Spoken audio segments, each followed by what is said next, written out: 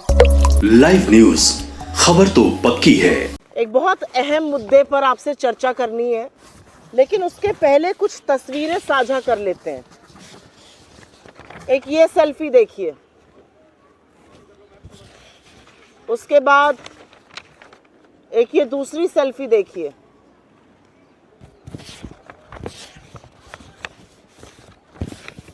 फिर एक तीसरी सेल्फी देखिए, एक चौथी भी लेकर आई हूं। इन सेल्फियों को देखने के बाद आपको कुछ और दिखाऊंगी। 10 नवंबर 2016 को इस देश के तमाम अखबारों में, अगर आप थोड़ा जूम इन कर पाएं, तो फ्रंट पेज पर, कवर पेज पर 10 नवंबर 2016 नोटबंदी के 2 दिन बाद एक बड़ा सा विज्ञापन कवर पेज पर छपा था।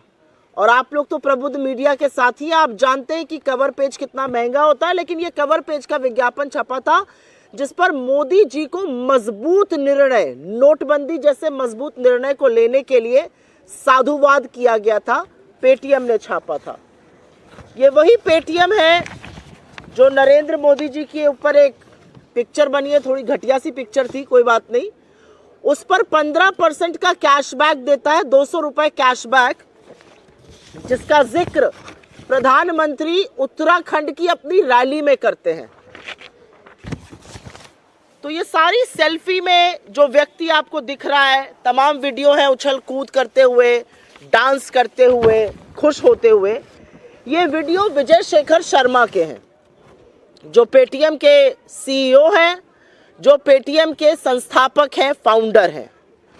और इस तरह का साधुवाद देना, इस तरह की खुशी व्यक्त करना स्वाभाविक है, क्योंकि मोदी जी ने छप्पर फाड़ के उनको खुशियां देने का काम किया है।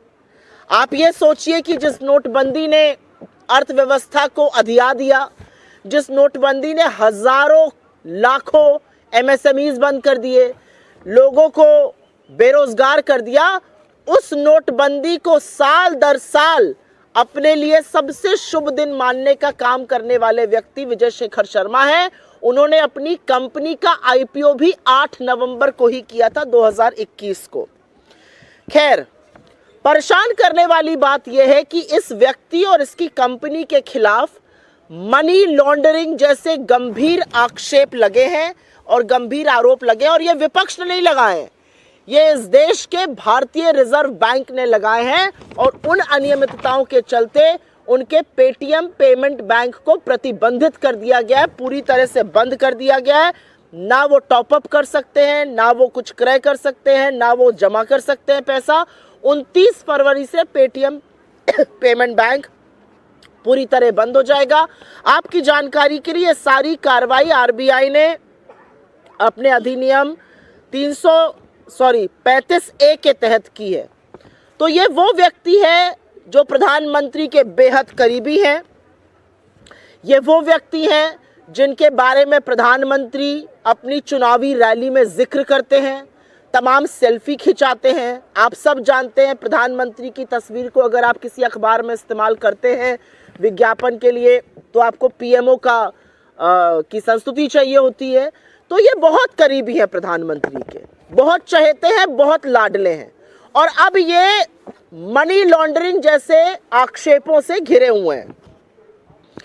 और ऐसा नहीं है कि ये गाज एकदम से गिर गई है, क्योंकि अगर खबर देखिए और रिपोर्टर्स जो आप ही लोग लगा रहे हैं, उनके मुताबिक 2017 में लाइसेंस मिलने के 1 साल के अंदर गंभीर घपले शुरू हो गए थे।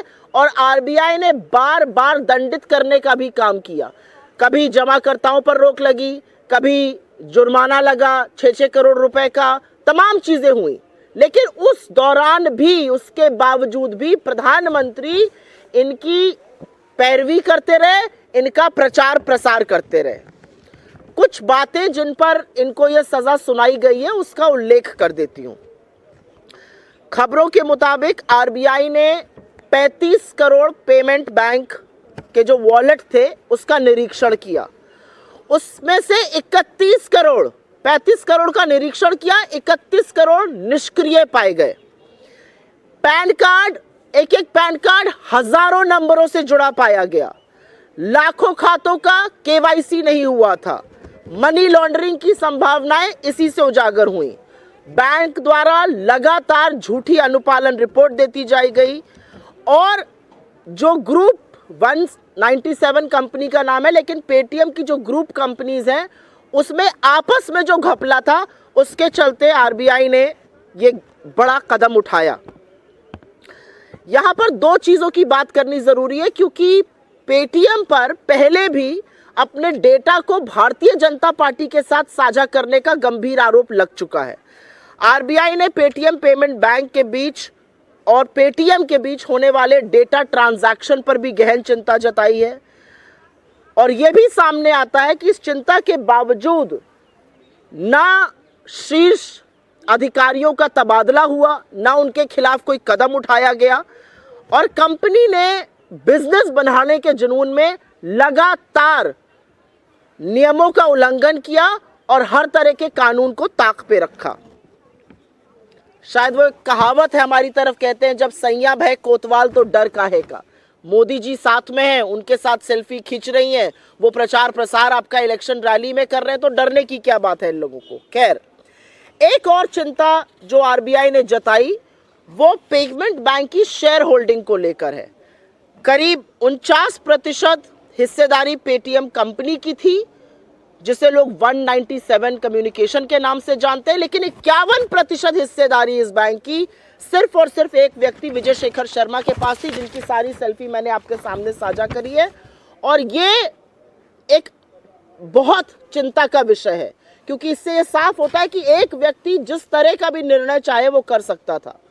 अंत में आरबीआई की कार्रवाई की एक बड़ी वजह, और ये बहुत चिंता का विषय ये भी था कि चीनी निवेश भर भर के, चीन की कंपनी का निवेश भर भर के पेटीएम में था। पहले अलीबाबा और उसके बाद भी जो एंट ग्रुप है चाइना का, उसके पास करीब 10% साझेदारी आज भी है और संभावनाएं हैं कि डेटा की साझेदारी उस कंपनी के साथ की गई।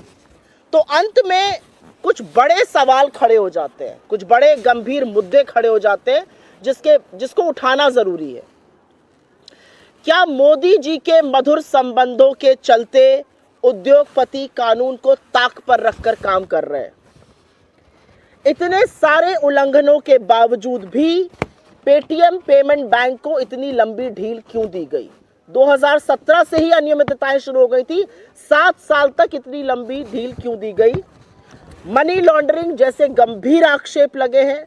एनफोर्समेंट डायरेक्टरेट उसके बारे में क्या कर रहा है?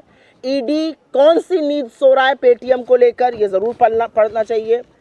पेटीएम ने बीजेपी, भारतीय जनता पार्टी और पीएम केयर्स फंड को कितना चंदा दिया और क्या उस चंदे की बदौलत वो आज तक बचा रहा है? पहले अडानी और अब ये बार बार जो मोदी जी के लाडले हैं, उनके खिलाफ एजेंसियां शिथिल क्यों पड़ जाती हैं? ये अपने आप में एक बड़ा सवाल है। और अंत में 2 सवाल जरूरी हैं। ईडी के 95% केसेस विपक्ष के लोगों के खिलाफ है, क्या ईडी इससे संतुष्ट है? और पेटीएम का तमाम ट्रांजैक्शन में लेन देन है, 10 करोड़ से ज्यादा तो पेटीएम के उपभोक्ता हैं। क्या यह डेटा भारतीय जनता पार्टी के साथ शेयर हो रहा है? सरकार की दी हुई जानकारी के मुताबिक वित्तीय वर्ष 2023 में करीब 137 लाख करोड़ का डिजिटल पेमेंट हुआ, जिसमें पेटीएम का अच्छा खासा शेयर है।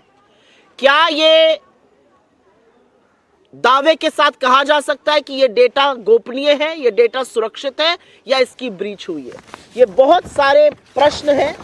पेटीएम का स्टॉक लगातार गिर रहा है, माइनॉरिटी शेयर होल्डर्स इससे आहत हैं, पर सबसे बड़ा सवाल यह है कि जिस कंपनी पर मनी लॉन्ड्रिंग जैसे गहन आरोप इस देश के banking regulator reserve bank of India ने लगाए हैं, वो किस तरह से खुला घूम रहा था और प्रधानमंत्री उसका प्रचार प्रसार और पैरवी क्यों कर रहे थे? आज ये सवाल उठना भी जरूरी है और इसका जवाब भी आना जरूरी है। I will very briefly make a statement in English on this. I have already shared multiple pictures here of selfies, of newspaper ads, of cash return as far as the Modi movie is concerned. If you remember, in Uttarakhand, the Prime Minister spoke about 15% cashback up to 200 rupees on a movie that was made on him if you bought the tickets through Paytm. There are multiple selfies that have been clicked. There is an entire newspaper ad here which was put out on the 10th of November, 2 days after demonetization was announced. In all leading dailies, Paytm thanked Mr. Modi for bold decisions. So here is Vijay Shekhar Sharma, who is a huge beneficiary of demonetization, known to be extremely close to the Prime Minister, and whose Paytm Payment Bank has now been banned by the Reserve Bank of India. But the trouble did not happen all of a sudden. The trouble had been going on for a while, and the reality is that the Paytm Payment Bank was found to be flouting rules from the time it was conceptualized, from the time it got a banking license. There are various things that the RBI found out. 35 crore payment Paytm banks and wallets were probed. 31 crore of them were found to be not operational. KYC was not done. Questions of money laundering have arisen. PAN cards were attached to thousands of accounts at the same time. There was no compliance report, and if compliance report, misleading compliance report was submitted by the Paytm payment banks. The relationship between Paytm and Paytm Payments Bank and various group companies has come to fore. So these are very, very serious allegations, including the one about money laundering. The reality also is that nothing concrete was done by the management as far as these irregularities was concerned. The reality also is that RBI has raised questions about the shareholding of Paytm Payment Bank. 51% of that shareholding rests with one individual. It raises questions on decision making. And last but not the least, the Chinese investment and the possibilities of data having shared with Chinese companies as far as Paytm is concerned has raised a huge cause of concern. But the questions that arise out of this are multiple, and these questions deserve answers. Is the country and our people roughshodding? Are people close to Mr. Modi roughshodding over law and order, over regulations of the RBI because of their seeming closeness and their closeness with the ruling regime, especially Mr. Modi? Why was Paytm Bank given such a long rope? The reality is it came to fore that there were all kinds of non-compliance from 2017 onwards.